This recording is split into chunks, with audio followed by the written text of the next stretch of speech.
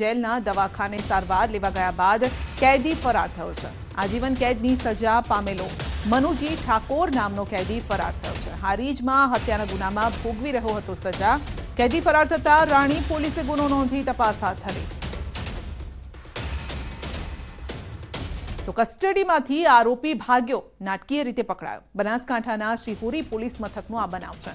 POCSO કેસનો આરોપી police મથકથી ભાગ્યો હતો। સાફ સફાઈ માટે કસ્ટડીમાંથી બહાર કાઢતા તે ભાગ્યો। પોલીસની નજર ચૂકવીને આરોપી મહેશ ઠાકોર ભાગીને એક સોસાયટીના મકાનમાં બીજા માળે ચડી ગયો। જો કે પોલીસે પીછો કરતા આરોપી બીજા માળેથી નીચે પટકાયો હતો અને ઘાયલ થયો હતો, જે બાદ પોલીસે તેને દબોચી લીધો અને શિહોરી હોસ્પિટલ ખસેડ્યો છે।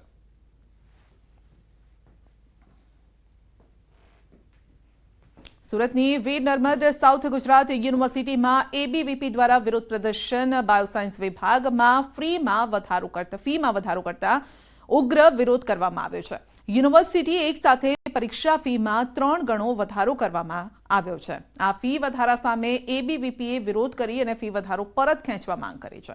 પહેલા ફી 1365 રૂપિયા હતી અને જે વધારી 4040 રૂપિયા કરવામાં આવી। વીએનએસજીયુ ખાતે ધરણા પ્રદર્શન કરી આ ફી વધારો તાત્કાલિક રદ કરવા માટે એબીવીપીએ માંગ કરી છે। फीस अभी 300% जितना वधारा करके 4th सेमेस्टर में विद्यार्थियों से फीस वसूली जा रही है 4040, जो कि बहुत ही निंदनीय है। मैं यूनिवर्सिटी प्रशासन से पूछना चाहता हूं कि एक सेमेस्टर में आपने तो यूनिवर्सिटी में लैब में ऐसा क्या बदलाव किया कि आपको एक ही सेमेस्टर में विद्यार्थियों से 2500 रुपए लेना जा रहा है।